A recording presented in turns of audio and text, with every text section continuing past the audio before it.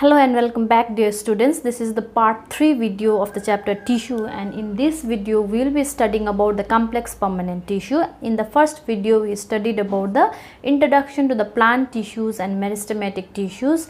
In the next video we studied about the simple permanent tissues in detail, okay, and now we'll be studying about the complex permanent tissue in detail, okay. And in the next video we'll be studying about the protective tissue. All right, in their book, all right, protective tissue is given after the simple permanent tissue, but I have added this in the part 4, all right, because simple permanent tissue and complex permanent tissue, their name sounds more closer, I felt, okay. It is your convenient that you can go and watch the 4th video first before watching the 3rd video, or you can go serial wise. All right, so let us come to the complex permanent tissue. Complex permanent tissues are made up of more than one type of cell. In simple permanent tissue we studied that they were made up of only one type of cell, all right, but the complex permanent tissue, they are made up of more than one type of cell, okay. Different type of cell coordinate to perform common function, all right. In complex permanent tissue, different type of cell, different structure of cell, okay, they combine and perform a common function, all right. And then the function are conduction of water, minerals and food, okay. That means the function of this type of cell is in conduction. Class 7 onwards we studied about xylem and phloem. They help in conduction of water, mineral and food, okay. And now we'll be studying them in detail. You think how interesting this will be, all right. You come to the difference between xylem and phloem, students. You see xylem and phloem. Xylem are unidirectional and phloem are bidirectional. What does that mean is, xylem, they are responsible for conduction of water, right, and the conduction of water happens from root, right. Then what, it need to only bring the water from root to the shoot, right, xylem. But the phloem, you think this is a leaf of a plant.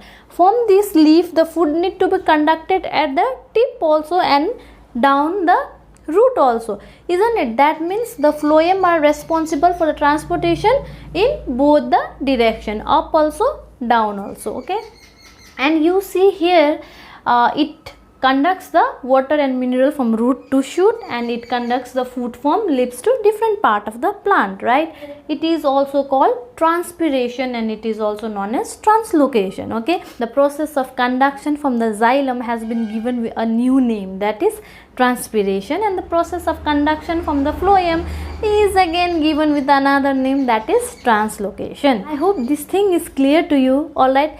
Let us recap it one more time. That means the complex permanent tissues, they are made up of more than one type of cell. For example, this is one cell, this is another cell, this is another cell. These are having different shape. This is long, this is short, this is round, right. They all are combining and they are performing a single function, that is in conduction, okay. But in a simple permanent tissue we saw the parenchyma cell, they all were of same type, right. And now come to the different type of the cell that is making of xylem. Since we studied that the complex permanent tissues, they are made up of different combinations of cell, okay, which work in coordination. Now we'll be studying about what all are the type of the cell again, right.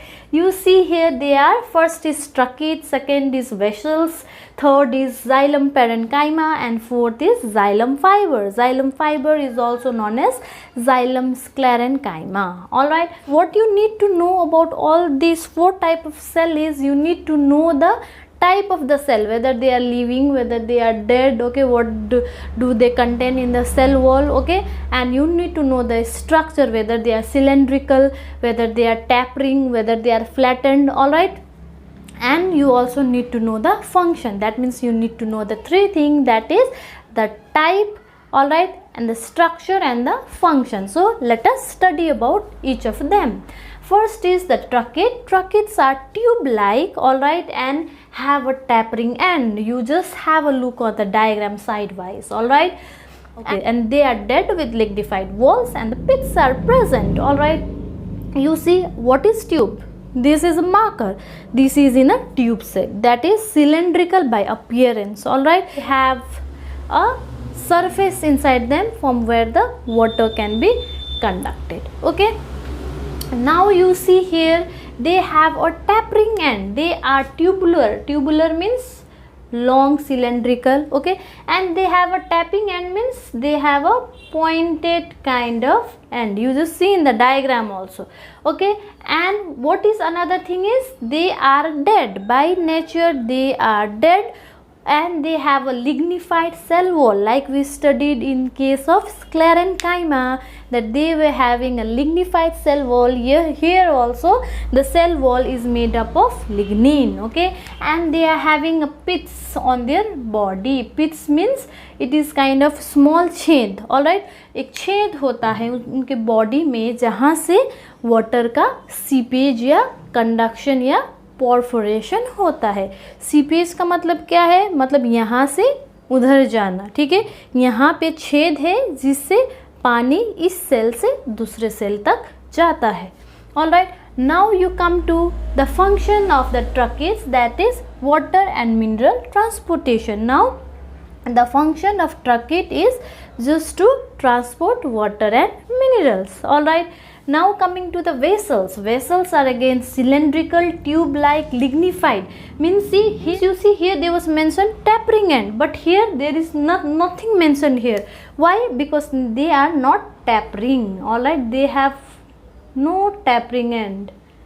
They have this kind of blunt end. Alright, they are cylindrical, they are tube like. Okay, they are lignified. Alright, lignified means the cell wall also contain lignin, and they are also dead, and there are also perforation through pits. Again, they also have numerous pits around them. Okay, around their surface, and then the perforation, that is water seepage, happen through the pits. Alright, now come to the function. They have one more additional function as compared to trachea, that is they provide mechanical strength also. But in tracheids we saw they only provided the conduction facilities, right? But these, they are having additional function, that is providing mechanical strength also. And now coming to the xylem parenchyma. Alright, xylem parenchyma are living. You just keep this thing in your mind that xylem parenchyma, they are living, whereas rest of the three cells, they are dead. Okay, and their function is to store starch and fats. Okay, what does that mean? Starch and fats are the form of food. Okay, the function of xylem parenchyma is to store food. Alright, and you see they also help in the short distance transport of water. Okay, the transport of water to the shorter distance are also allowed by xylem parenchyma. And then coming to the xylem fiber or xylem sclerenchyma, they are also dead. They also have a lignified cell wall. Alright, and then their function is to provide strength and support. Alright, now you just check out the function of each and every cell. Alright, the first cell had a function to just transport water and mineral. Second cell, it was having the function to transport water and mineral plus provide the strength. And the third cell just to store food and transport to the short distance. And the fourth cell, you see they are having function to provide strength and support only. Okay, they are not for conduction. Alright students, now let's come to phloem. Okay, phloem are the conducting tissue that are responsible for the conduction of food from the photosynthetic part of the plants. Alright, like the xylem, they are made up of combination of 4 type of cell. In the same way, the phloem are also made by the combinations of 4 type of cell. Okay, so let's see all the 4 type of cell. Like in the previous part, we need to know the cell type, we need to know the structure, and we need to know the function. Okay, and you see here it is tube like, thin walled. Okay, that means tube like, it is tube like. Alright, and it is having a thin wall. Alright, and then end to end arrangement, that means at one end one is there and another end this is there.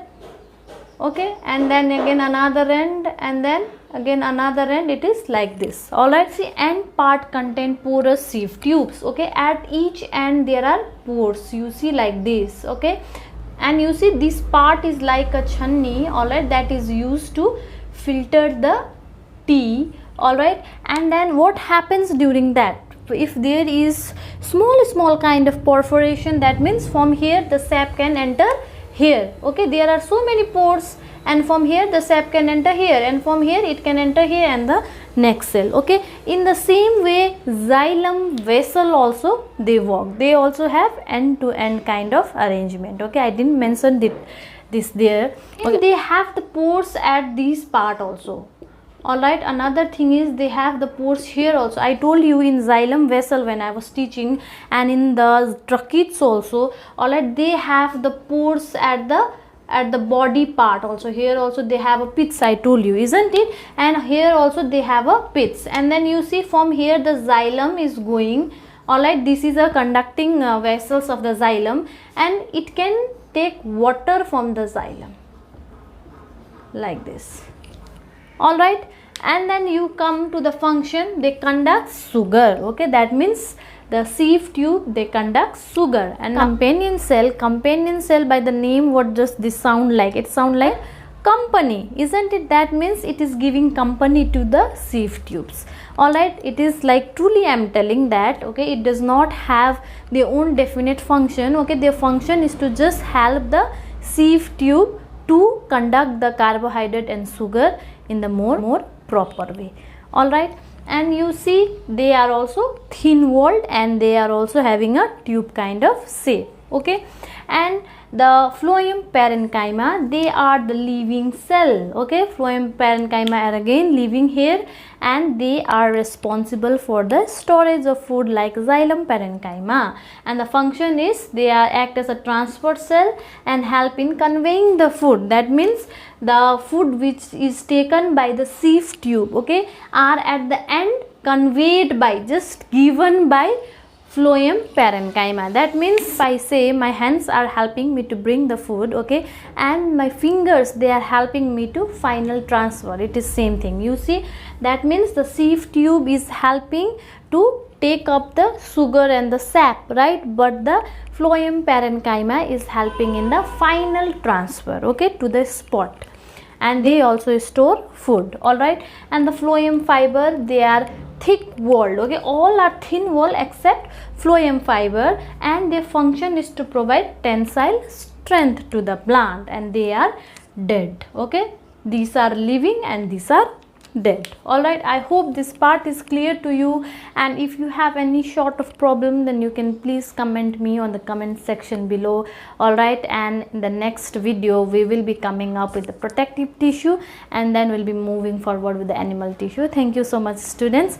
If you liked my video, please do hit like and subscribe my channel. Thank you.